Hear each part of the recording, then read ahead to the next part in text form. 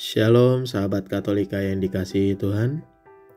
Salah satu kekayaan spiritual dalam gereja Katolik yaitu kita mengenal banyak orang kudus yang kehidupannya dapat menginspirasi kita dalam menghayati iman Katolik.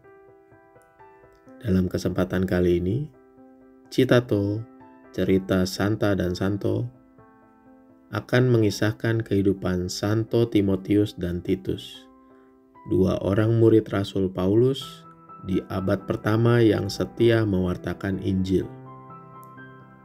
Dalam kitab suci Perjanjian Baru, kita dapat menemui adanya surat Rasul Paulus kepada Timotius dan Titus.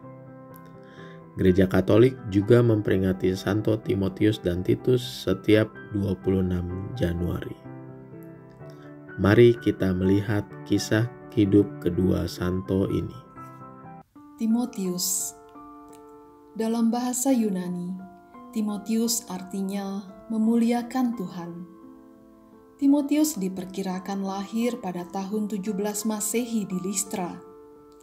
Ayahnya seorang Yunani, sedangkan ibunya seorang Yahudi. Ibunya bernama Eunike dan neneknya bernama Lois.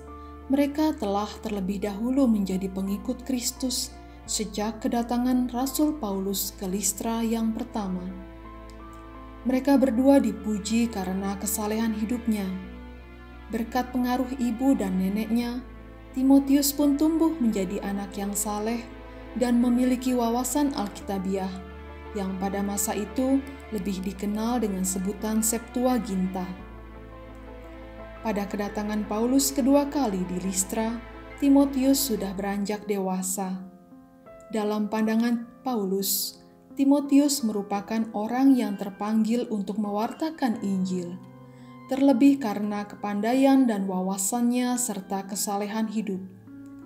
Maka Paulus mengajak Timotius ikut dalam karya pewartaannya.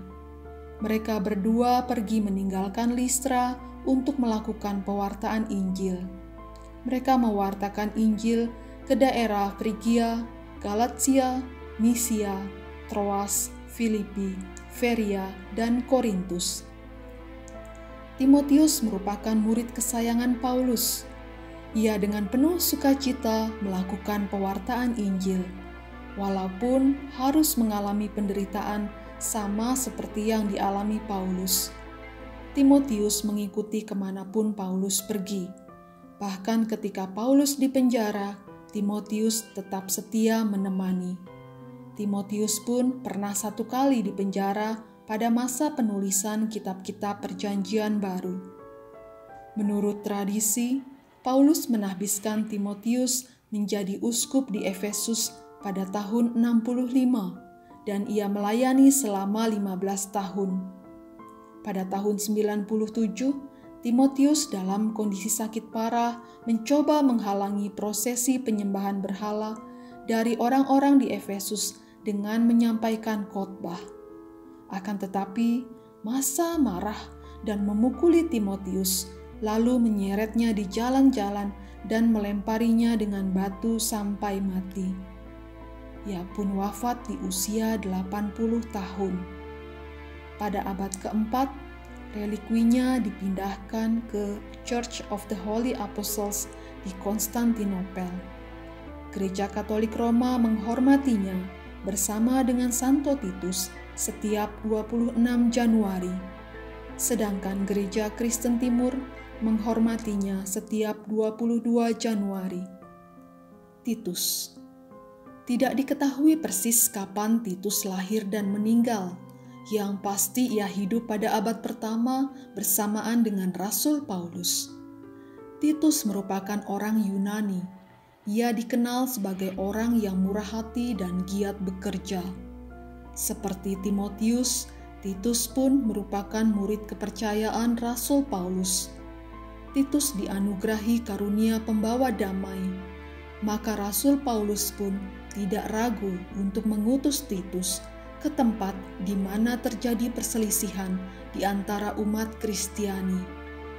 Orang-orang yang berhasil didamaikan oleh Titus akan sangat menyesali perbuatannya, memohon pengampunan, dan berusaha memperbaiki hidupnya. Paulus amat kagum dengan kelebihan yang dimiliki Titus, dan ia melihat hal ini sebagai karya Roh Kudus. Titus menyertai Paulus, Barnabas, dan beberapa rekan lainnya dari Antiokhia, Syria sewaktu mereka pergi ke Yerusalem kira-kira pada tahun 49 Masehi. Titus juga sempat diutus Paulus ke Korintus untuk membantu mengumpulkan sumbangan yang dilakukan di sana bagi orang-orang Kristen Yudea yang berkekurangan. Paulus menulis bahwa Tituslah yang memprakarsai pengumpulan sumbangan itu. Titus bukan saja organisator yang baik, melainkan ia juga dapat dipercaya untuk mengemban tugas-tugas yang rumit dalam situasi yang pelik. Ia merupakan orang yang berani, matang, dan teguh. Selama tahun 61 hingga 64 Masehi, Paulus menulis surat kepada Titus yang pada waktu itu melayani di Pulau Kreta di Laut Tengah.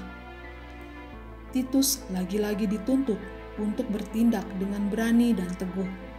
Tugas itu menuntut tanggung jawab yang besar karena dapat menentukan kekristenan di pulau tersebut. Paulus mengangkat Titus sebagai uskup di Pulau Kreta hingga akhir hayatnya. Beritakanlah firman, siap sedialah, baik atau tidak baik waktunya. Nyatakanlah apa yang salah, tegurlah dan nasihatilah dengan segala kesabaran dan pengajaran. Siapakah di antara Anda yang memiliki nama Timotius dan Titus? Silakan tulis di kolom komentar dan nantikan terus Citato, cerita Santa dan Santo yang akan menceritakan tentang kisah hidup orang kudus lainnya hanya di Katolika Channel. Sampai jumpa, Tuhan Yesus memberkati.